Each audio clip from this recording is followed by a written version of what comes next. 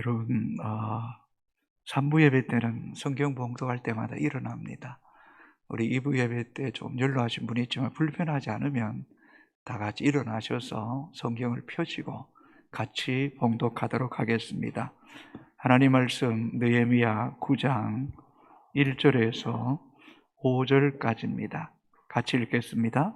그달 20나흘 이스라엘 자손이 다 모여 금식하며 굵은 베옷을 입고 뒷글을 무릅쓰며 모든 이방 사람들과 절교하고 서서 자기 죄와 조상들의 허물을 자복하고 이날의 낮 4분의 1은 그 자리에 서서 그들의 하나님 여호와의 율법책을 낭독하고 낮 4분의 1은 죄를 자복하며 그들의 하나님 여호와께 경배하는데 네이 사람 예수아와 바니와 갈미에가 스바냐와 분니와 세레베와 바니와 그나니는 단에 올라 서서 큰 소리로 그들의 하나님 여호와께 부르짖고 또 레이 사람 예수아와 감미엘과 바니와 하삼느야와 세레베와 호디야와 스바냐와 포다히야는 이르기를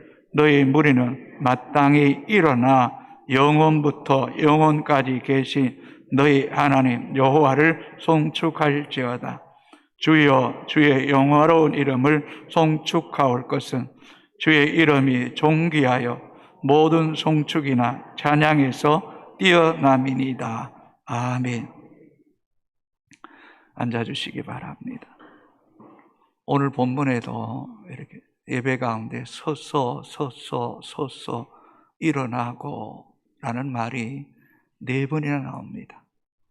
그래서 가능하면 성경 봉독할 때는 일어서서 함께 낭독할 수 있게 되기를 소망합니다.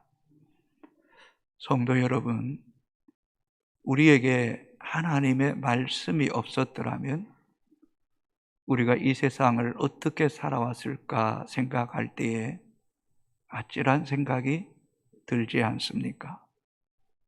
하나님이 이 세상에 대해서 말씀하지 않고 침묵하고 또 다르게 표현하면 하나님께서 이 세상에 대해서 손을 떼신다면 이 세상이 어떻게 될까요? 이 세상은 만물을 창조하기 이전에 혼돈하고 흑암과 공허함이 가득했던 것처럼 대혼란에 빠지고 말 것입니다. 하나님이 창조하시고 이 세상에 대해 손을 떼신 것이 아니에요. 히브리서 1장 3절을 보면 이렇게 말씀, 그의 능력의 말씀으로 만물을 붙드시며 라고 말씀했어요. 지금 이 순간도 만물을 붙드시고 계시고 우리를 붙들고 계세요.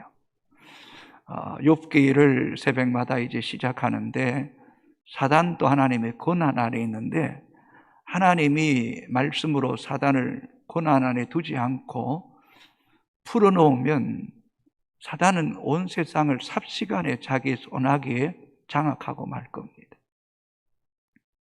그럴 때 이 세상은 끔찍해지는 거죠. 우리에게 하나님 말씀이 없고 자기의 소견에 옳은 대로 내 눈이 원하고 내 마음이 원하는 대로 살아간다. 그럼 이 세상은 무법천지가 되고 말 것입니다. 그러고 보면 하나님께서 우리에게 말씀하시고 그것을 66권을 통해서 기록하여 우리에게 주신 것이 얼마나 이 보배고 복인지 모르겠어요. 그래서 시편 고백처럼 주의 말씀이 내 발의 등이요 내 길의 빛이니이다 라는 이 고백은 엄청난 고백이잖아요. 그런데 문제는 오늘의 그리스도인들이 하나님의 말씀을 멀리한다는 거예요. 빛을 멀리하는 거죠. 인생의 등을 멀리하는 것은 어두움을 자처하는 거죠. 아모스 선지자가 날이 이르면 말씀의 기갈이 있을 것이다. 지금이 그때가 아니죠. 홍수 때에 마실 물이 없는 것처럼 말씀은 홍수 시대에 살아가고 있는데 말씀이 내 영혼에 각인되고 힘이 되고 양약이 되는 그런 말씀이 없는 시대, 이것은 가장 끔찍한 시대입니다. 불행한 것이고, 좀 더 깊이 말하면 하나님의 심판을 자처하는 길이라는 것을 잊지 말아야 됩니다. 육신이 양식을 먹지 않으면 죽잖아요. 우리의 영이 하나님 말씀을 제때제때 공급받고 그것이 양식이 되고 힘이 되지 않으면 내 영은 죽는 거예요. 그런 하나님 말씀을 끊임없이 갈망하고 듣고 지속적으로 그 말씀을 묵상하면 우리 영혼이 살아납니다. 말씀을 자꾸 이렇게 읽고 묵상하는, 깨달아지고 감동이 되고 눈물을 흘리고 내가 믿음으로 살아야지, 이런 결단이 있는 가운데 우리 안에 우리도 모르게 하나님의 고요한 임재가 느껴집니다. 그 임재 단계를 뛰어넘으면, 더 깊은 하나님의 말씀 속에 들어가게 되면 하나님의 실존이 이렇게 경험되어지는 사람에게는 하나님에 대한 거룩한 두려움을 느끼게 됩니다. 이런 사람들에게 말씀이 살아있음이 느껴지고, 말씀이 영혼의 거울로 비춰지고 빛으로 비춰지면 자신의 죄와 악함을 숨길 수가 없어서 하나님 앞에 통곡하며 회개하는 역사가 일어납니다.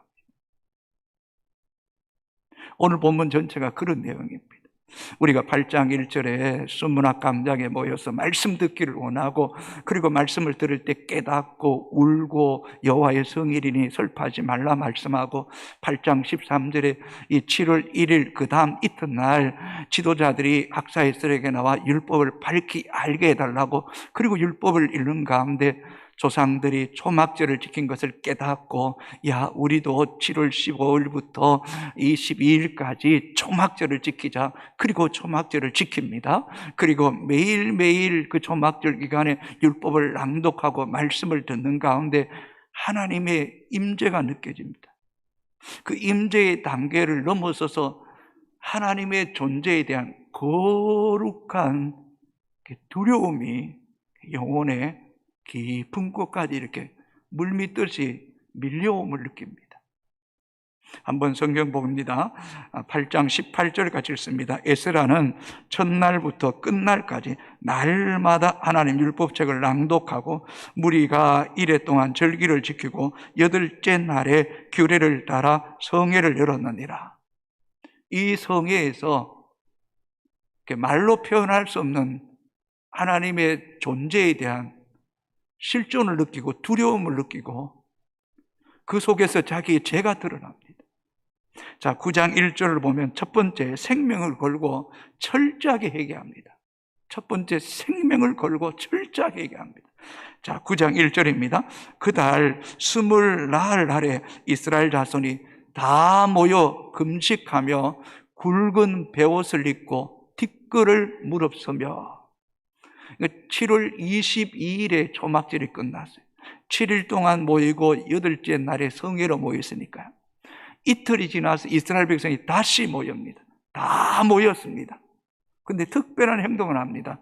금식합니다. 굵은 베옷을 입습니다. 티끌을 무릅씁니다. 이 세 가지의 공통점은 죽음을 의미하는 거라는 것. 음식을 먹지 않고 금식하며 기도하는 것은 죽을 각오로 기도하는 거죠. 두 번째 뭡니까? 굵은 베옷을 입는 것은 장례식 의복입니다. 하나님 앞에 자신의 죄가 악함이 드러날 때에 자신이 죽을 수밖에 없는 존재라는 것을 고백하면서 굵은 베옷을 입은 거예요. 세 번째, 티끌을 무릅쓴다. 이 티끌이라는 말은 흙이라는 말이에요. 이 흙이라는 말은 곧 사람, 아담, 이 흙으로 진 아담아라는 이 히브리어는 사람을 이야기해요. 사람이 어디서? 흙으로 왔어요. 흙에서 와서 인간은 흙으로 돌아간 티끌 같은, 재 같은 하찮은 존재임을 고백하게 되는 거예요. 언제 하나님의 거룩함과 그 두려움과 그 위험을 깊이 느끼고 말씀이 영혼 속에 비춰질 때, 자기의 죄가 드러날 때에 이런 해결을 하게 된다는 거예요. 우리가 잘 아는 이사야 선지자가 거룩한 성전에 들어가서 기도하는 가운데 지극히 높으신 보좌에 앉으신 그 하나님의 영광을 배우는 순간에 그가 뭐라고 말합니까? 이사야 6장 5절 같이 읽습니다. 그때에 내가 말하되 하로다 나여 망하게 되었도다. 나는 입술이 부정한 사람이요. 여러분, 가까이 가지 못할 빛 가운데 거하시는, 아무도 본 자도 없고 볼 수도 없는 그 하나님의 그 거룩함, 그 완전하신 그 하나님을 이렇게 겉으로만 이렇게 보기만 해도 죄인된 인간에게는 화가 미치는 거, 망할 수밖에 없다는 거예요. 그 죄 가운데 가장 첫 번째 드러난 입술이라는 거예요. 이 입술이 참 말이 중요하지만 이 독을 머금고 있잖아요. 독을 머금고. 그래서 이사야서 하루다 망하게 됐다고 하면 숯불로 내 입술을 찢어달라. 거룩하신 하나님 배우는 순간에 인간은 죽을 것만 같아. 여러분, 십자가를 바라보십시오. 이 십자가가 무엇을 이야기해요? 죄로 인하여 죽을 수밖에 없는 흉악한 저주의 십자가에 못 박혀 죽어야 될 존재라는 것을 인간으로 깨닫게 하는 게 이 십자가예요. 십자가. 그러니까 하나님의 실존을 깊이 경험한 지금 유다 백성들이 금식하는 거예요. 굵은 베옷을 입고 뒷걸을 무릅쓰고 죄를 회개하기 시작했다. 회개하기 시작. 죄가 뭡니까? 히브리어로 세 가지 단어를 이야기하겠습니다. 하마라티아라는 단어인데 간역에서 빗나가다, 말씀으로부터 벗어나는. 사울 왕에게 아말렉과의 전쟁에서 무릇 생명이 있는 것은 다 죽이라 그랬어요. 근데 전쟁에 딱 이기고 나니까요, 기름지고 살찐 소와 양을 보니까 말씀을 순종하지 않아요. 하나님의 말씀에 빗나간 거예요. 그때부터 하나님께서 왕이 말씀을 버렸으므로 여호와께서도 왕을 버리셨단 말이에요. 그리고 다윗을 왕으로 세운, 말씀의 간역에서 빗나가는 그것이 결국은 하나님께 버림받는 거예요. 두 번째, 바라바시스라는 단어인데 선을 넘어갔다, 정도를 걷지 못했다는 거예요. 다윗이 해서는 안 될 선을 넘은 거죠. 밧세바를 간음하고 그 남편 우리아를 격전지에 보내 전사하는 것, 전사시킨 것, 이거 얼마나 끔찍한 죄입니까?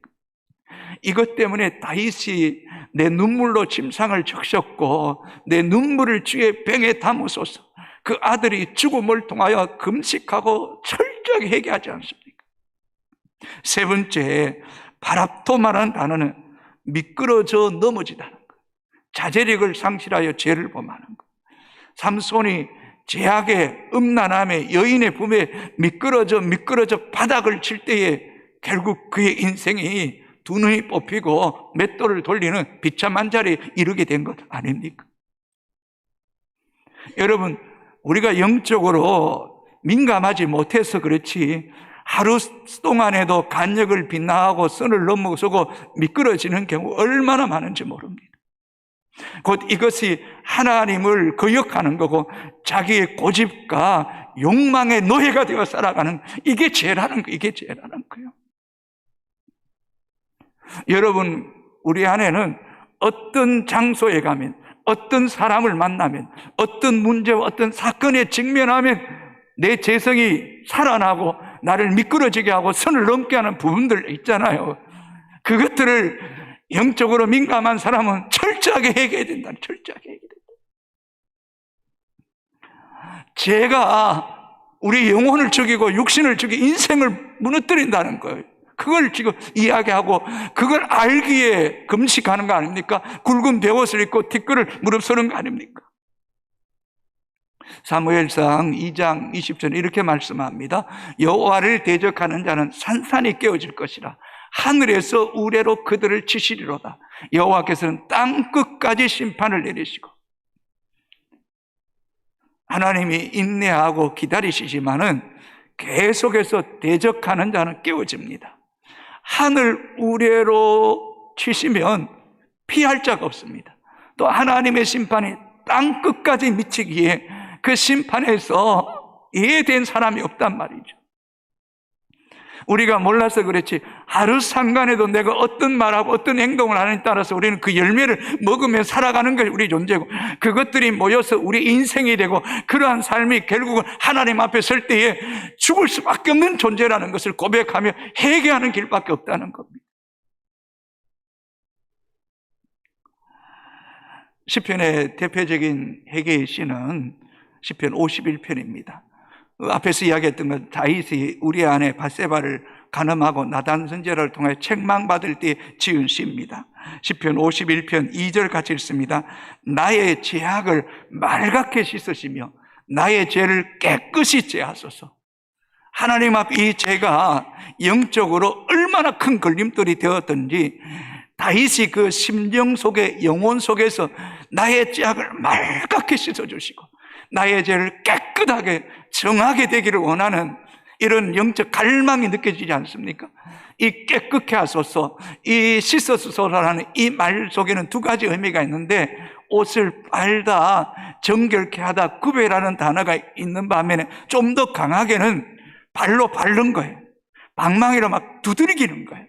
옛날 우리 어머니들이 시골 겨울가에 가서 빨래판에 있고 그 묵은 때, 찌든 때 더러운 이 걸레 같은 것들은 방망이로 팍팍 때리면서까지 그 때를 빼잖아요. 때를 빼는 것처럼 우리 영혼이 하나님 앞에 살아있기 위해서는 이런 방망이처럼 두들겨서라도 우리의 죄를 탈탈 털어내야 되는 거예요.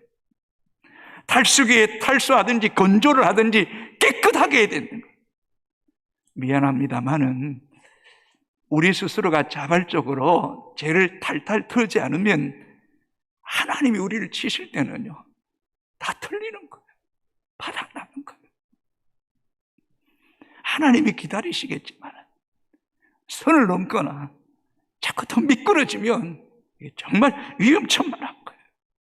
이렇게 말갛게 깨끗하게 씻어서 회개할 때 어떤 역사가 일어나냐면 시편 51편 10절 같이 읽습니다. 하나님이여 내 속에 정한 마음을 창조하시고 내 안에 정직한 영을 새롭게 하소서. 할렐루야.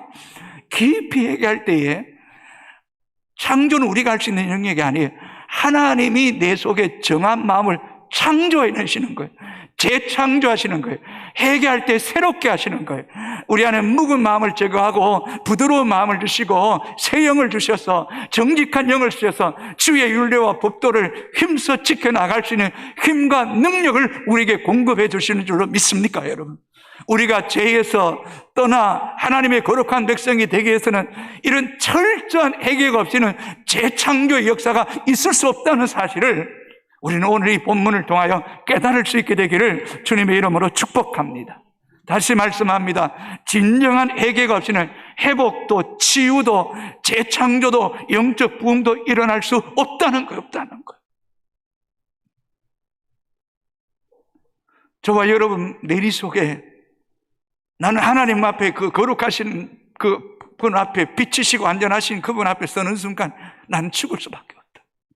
오직 예수의 피로만 속죄받고 구원받을 수 있다라는 이것을 분명하게 깨닫는 지혜와 믿음이 우리 가운데 있게 되기를 주님의 이름으로 축복합니다.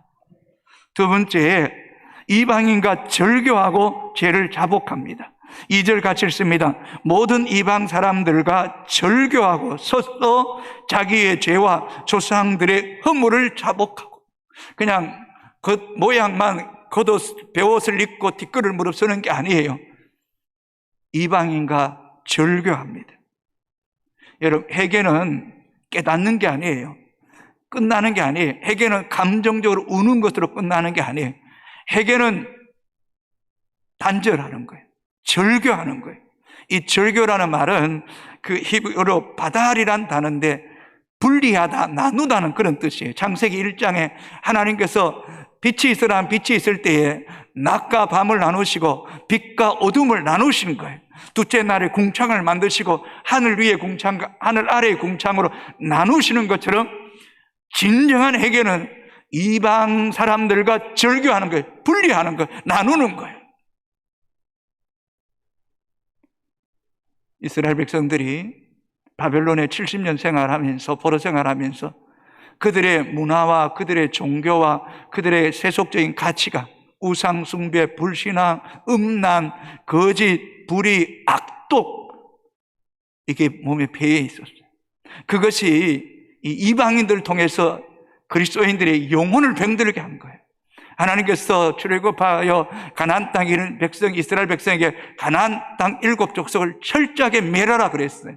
그런데 멸하지 않았어요. 결국은 이스라엘 백성이 가나안화 되어버린 거예요. 이방화 되어 세속화 되어버린 거예요. 우상 숭배, 음란과 이 온갖 제약에 물들 때에 결국은 이스라엘 백성들이 이 아수르와 바벨론의 포로 생활하게 된 거예요. 이건 영혼을 죽이는 거란 말이에요. 그래서 두 번째는 자기 죄와 조상들의 죄를 얘기해요.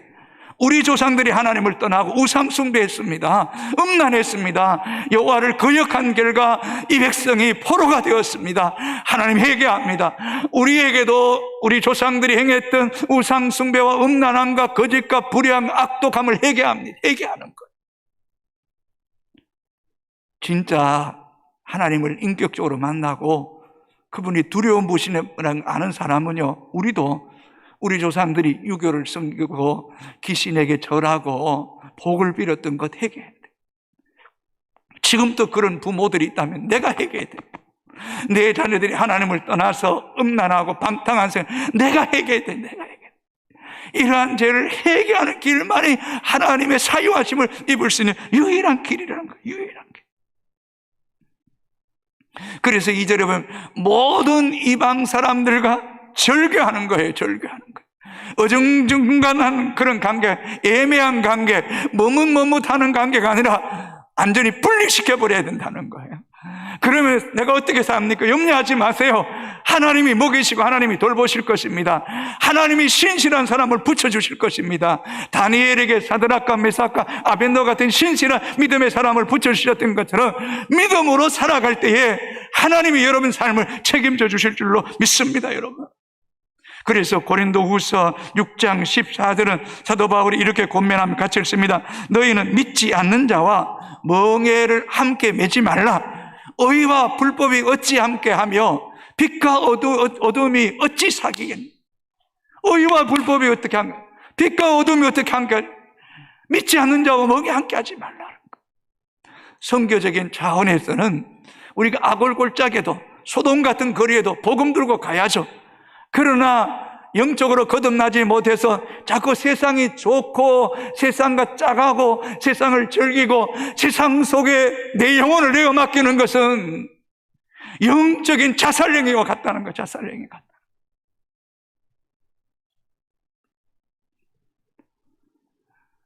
저는 가능하면 꼭 복음만 아니 복음 위해서라면 또 믿음의 성도들을 위해서라면 제가 신방을 갑니다마는 불신자의 자리나 또 믿는 사람이라고 하지만 정치 막 이런 세상적인 걸 하는 데는 전 잘 가지 않습니다. 제가 느끼는 게 있습니다. 가서 이야기하다 보면 꼭 내 머릿속에도 남는 게 있어요. 남는 게. 그게 거룩한 게 아니에요. 신앙적인 게 아니에요. 인간적이고 물질적이고 세상적인 게 제 머릿속에 남아서 돌아와도 그게 머리에 맹병 돌고 있는 거예요. 내 영혼이 더러워진 거예요. 내 영혼이 그게 물들어졌다는 걸 내가 느끼거든요. 그래서 그걸 제가 싫어하는 거예요. 안 가는 거예요. 왜 안 와? 왜 안 와? 이야기하지만 내 영혼을 그들에게 내어 맡길 수가 없는 거예요. 맡길 수가 없는 거예요. 여러분도 마찬가지예요. 세상의 언어, 세상의 문화, 세상의 가치가, 세상의 물질과 세상의 향락관을 이야기 들어보십시오. 그게 내 영혼에 병들어 있어요. 내 영혼에 남아있어요. 연탄재를 만지면 내 몸에 묻잖아요. 얼굴에도 묻고 손에 묻는 것처럼 말입니다. 그래서 시편 150편 가운데 대표적인 한 구절 1편 1절이 뭡니까? 복 있는 사람은 악인의 꾀를 쫓지 아니하며 죄인의 길에 서지 아니하고 오만한 자리에 앉지 않는 거예요. 오직 여호와의 율법을 주야로 묵상하는 자로다. 이는 시냇가에 심은 나무가 씨들을 짜 열매를 맺는 같이 열매 맺는 거. 의인의 길은 여호와께서 인정하신, 악인의 길은 망하리로다. 그래서 여러분 앉아야 될 곳이 있고 그곳에 일어서서 떠나야 될 곳이 있다는 거 알아야 돼요. 지금 하나님 말씀 앞에 성령이 임하니까 이스라엘 백성은 그걸 깨달은 거예요. 그래서 이방인과 절교를 선언하는 거예요. 절교를 선언하는 거예요. 사랑하는 요성의 가족들이, 우리의 영혼을 더럽히지 않게 되기를 주의 이름으로 축복합니다. 우리 주님 오실 때까지 순결하여 흠도 티도 없는 거룩한 신부가 되기를 주님의 이름으로 축복합니다.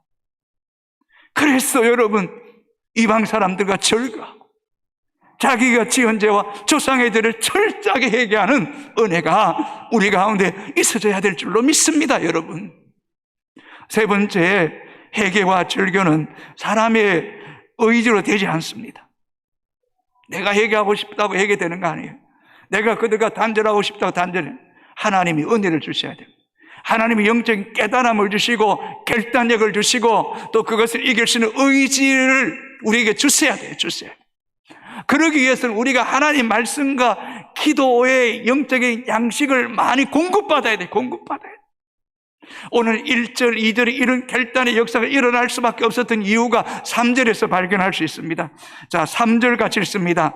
이날에 낮 4분의 1은 그 제자리에 서서 그들의 하나님 여호와의 율법책을 낭독하고 낮 4분의 1은 죄를 자복하여 그들의 하나님 여호와께 경배하는데, 3절에 낮 4분의 1란 말이 두 번 나옵니다. 여러분, 유대 사람들은 밤을 3시간으로 나누어서 4등분 했고요. 그 12시간을 3시간으로 나누면 4등분 되잖아요. 낮을 또 3시간으로 4등분 했어요. 오늘 본문에 보니까 낮 4분의 1은 서서 율법을 낭독했던 거예요. 3시간 동안 말씀을 들었어요. 그리고 낮 4분의 1 동안 3시간 동안 죄를 자복하고 하나님을 경배했다는 거예요. 이 엄청난 거잖아요. 3시간 동안 성경을 읽고 끝났다고 말하지 않아요. 3시간 동안 기도하고 끝났다고 말하지 않아요. 3시간 성경 읽고 3시간 죄를 자복하고 경배했다는 거예요. 이게 신앙의 영적 균형이에요. 말씀과 기도가 균형을 이룰 때 영적인 비상하는 역사가 일어나는 거 아니겠습니까, 여러분? 여러분 한번 생각해 보십시오. 나 4분의 1 동안 율법을 낭독하는 걸 듣고 나 4분의 1 동안 죄를 자복하고 경배하는데 어찌 하나님 임재가 느껴지지 않고 어찌 하나님의 거룩한 실존이 느껴질 때에 죽을 수밖에 없고 하나님의 책망이 들려지고 이방인과 절거하게 되고 자신의 죄와 조상의 죄를 회개할 수밖에 없었던 거 아니겠어요? 그런데 오늘 우리가 입술로는 하나님이 창조주고 하나님 역사의 주권자고 하나님이 생사복을 주관하시고 하나님이 영원부터 영원까지 계시고 죽음 이후에 천국과 지옥이 있다는 사실을 믿는다고 말하면서 일주일 168시간 중에 1시간 고작 하나님께 드리면서 하나님이 나를 만지시고 변화시키달라고요. 너무 인간적인 거 아니에요? 너무 비양심적인 거 아니에요? 너무 인색한 거 아니에요? 너무 얄팍하고 얕은 물가에 그냥 발목만 하나님께 잠깐 담궈놓고는 하나님 내 책임져 주세요. 나 좀 돌아봐 주세요. 여러분, 신앙은 삶의 일부분이 아니에요. 우리의 전부예요. 우리의 생명이에요. 우리의 모든 것을 드려도 부족한 분이 우리 하나님인 줄로 믿습니까, 여러분? 아멘입니까, 여러분?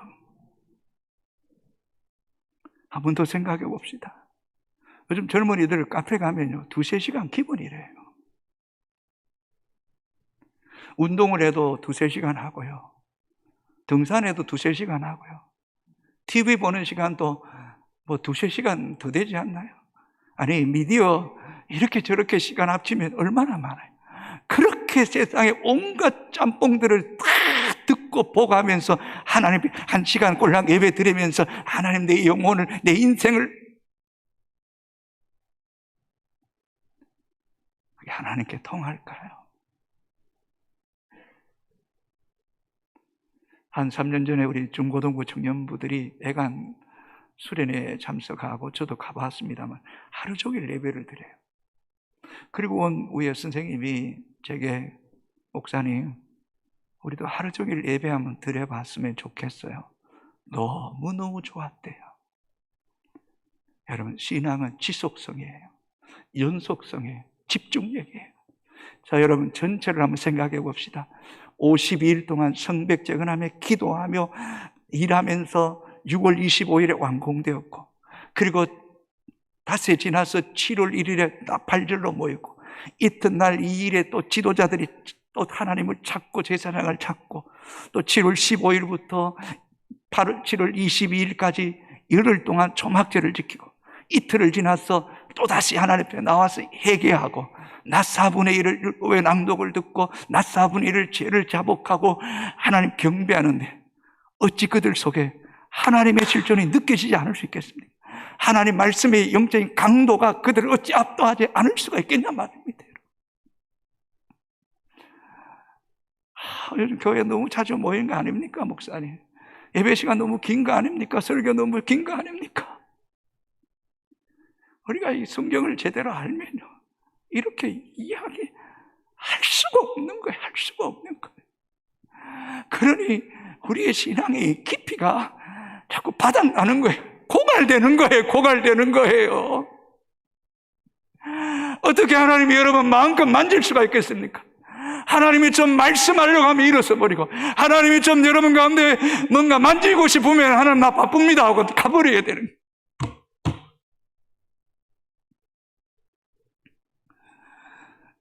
이제 뭐 겨울이 오면 김장하잖아요. 뻐등뻐등한 배추 막 잘못 만지면 부러지고 막, 그런 배추도 소금에 한 5시간, 한 7시간 푹 절여 놓으면 부들부들해지고, 그저 맛도 들고, 그저 이렇게 그냥 찢어서 먹기만 해도 맛이 있잖아요. 여러분 미안합니다. 이렇게 성도들이 보면 예배에 깊이 젖어 있는 성도 있어요. 말씀에 영혼이 채색된 성도, 기도가 몸에서 그저 배에 있는 성도, 그런 성도가 기도하면 그 기도가 공감이 되는 거예요. 아멘이 되는 거예요. 어떤 성도는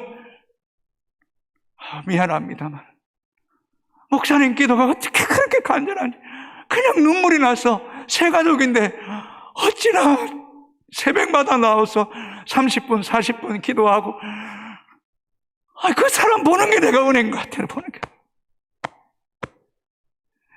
여러분, 하나님을 인색하지 않게 되기를 바랍니다. 하나님의 여러분 시간과 마음과 중심을 들여서 더 깊이 하나님 임재 속에 빠져드는 은혜가 있게 되기를 주의 이름으로 축복합니다. 여러분, 아멘입니까 여러분? 그럴 때에 여러분 한번 생각해 보십시오. 낮 4분의 1의 율법의 말씀을 듣고 낮 4분의 1의 죄를 자복하고 기도하고 경배하는데, 그 마음이 어떤 역사가 하나님의 부르짖는 역사가 막 일어나는 거예요. 자, 4절 같이 읽겠습니다. 네 사람 예수아와 바니와 감미엘과 스바냐와 분니와 세레바와 바니와 그나니는 단에 올라서서 큰 소리로 그들의 하나님 여호와께 부르짖고, 할렐루야, 할렐루야. 이게 말씀과 기도에 깊이 빠져드니까요, 성령이 그 영혼을 터치하니까요, 큰 소리로 여호와께 부르짖는 거예요. 다시 말하면 기도의 문이 막 터져 나오는 거예요. 터져 나오는 거예요. 그러는 가운데 그들의 영혼 속에 일어서서 하나님을 송축합시다. 영화로우신 그분을 송축합시다. 그분은 영원부터 영원까지 있습니다. 하나님보다 더 존귀하신 분은 없습니다. 하나님보다 더 뛰어난 분은 없습니다 라고 송축하는 거예요. 높여드리는 거예요. 5절 같이 읽습니다.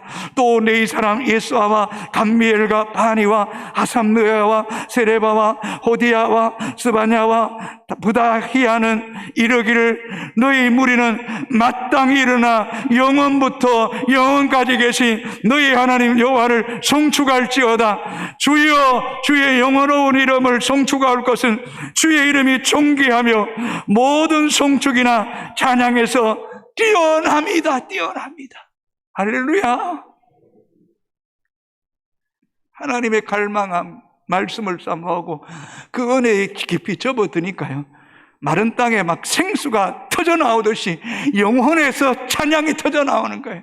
이 송축이란 말은 바라크라는 단어인데, 무릎 꿇다, 기리다, 높이다, 또 기억하다, 인정하다는 그런 뜻이 있어요. 그뿐만 아니라 여러분, 이 바라크라는 단어는요, 복이라는 단어와 똑같은 거예요. 또 경배, 이 또 바라크예요. 여러분, 복이 뭡니까? 경배가 뭡니까? 하나님을 높이는 거예요. 하나님을 예배하는 거예요. 여호와의 이름이 영원부터 영원까지 있었고 그 영화로운 이름을 송축하고 그의 이름이 존귀하고 그의 이름이 송축하면 그의 이름이 모든 이름 중에 가장 뛰어난 이름, 가장 뛰어난 이름. 이 하나님이 나의 하나님이고 이 하나님이 내 인생을 주관하시고 이 하나님 내 삶을 모든 것들을 아시고 공급하시고 인도하신다. 어떤 고난 가운데도 모든 것을 합력하여 선을 이루신다. 이런 믿음이 분명해질 때 우리 인생에 웬만한 시련이 오고 문제가 와도 주님 아시죠? 주님 저 잠잡니다. 주님 알아서 해주십시오. 이런 믿음이 생겨요. 오늘 많은 그리스도인들이 자칫 자기 종교생활에 의로움에 빠져 있어요.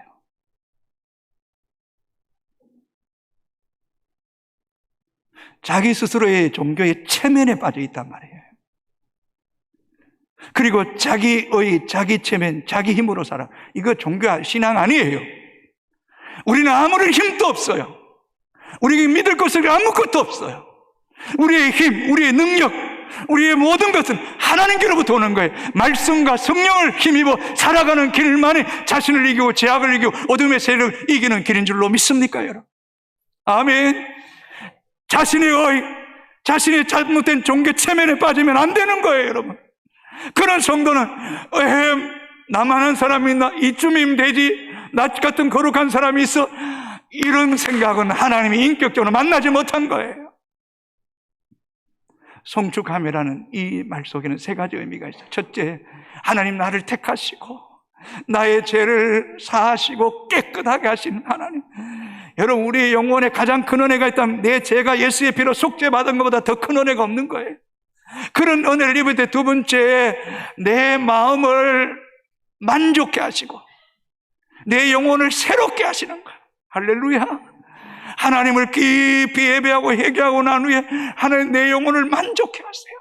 너무 기쁘게 하세요. 새롭게 하세요. 이러한 은혜를 체험하고 나니까 세 번째, 여호와 하나님은 뛰어나고 선하시고 위대하시고 존귀하신 하나님을 송축하고 높여드리고 영광 돌릴 때 우리는 천상의 그 영광과 은혜를 이 땅에서 경험하는 이런 은혜를 예배 가운데 여러분 일상의 삶에서 자꾸 말씀을 묵상하고 읽고 무시로 기도하고 시간을 정해놓고 기도하고 가운데 여러분의 머리끝에서 발끝까지 말씀으로 물들여주는 일상의 삶이 기도가 되고 하나님이 내 삶을 다 이끌어 가심을 인정하고 따라갈 때 여러분의 영혼이 춤추는 이런 영적 회복이, 영적 부흥이 우리 가운데 일어나게 되기를 주의 이름으로 축복합니다. 그러기 위해서는 우리가 죄를 깨닫고 회개하고 절개하고 첫 번째, 여러분 저를 보십시오. 갈망이 사라진 것 회개해야 돼. 말씀을 가볍게 여기는 게 회개해야 돼. 내 자녀들에게 믿음의 본이 되지 못한 것 회개해야 돼. 우리 믿음의 선배들이 다음 세대 신앙의 토양이 이렇게 거룩한 문화를 물려주는 것 회개하고 이 미디어 문화의 물질과 세상에 잡다한 것에 늘 눈과 마음이 빼앗기는 걸 회개해야 돼요. 성령이 근심해요. 탄식하여. 이런 마음으로 우리 다 같이 일어나셔서 찬양하도록 하겠습니다. 회개하는 마음. 거친 주의 십자가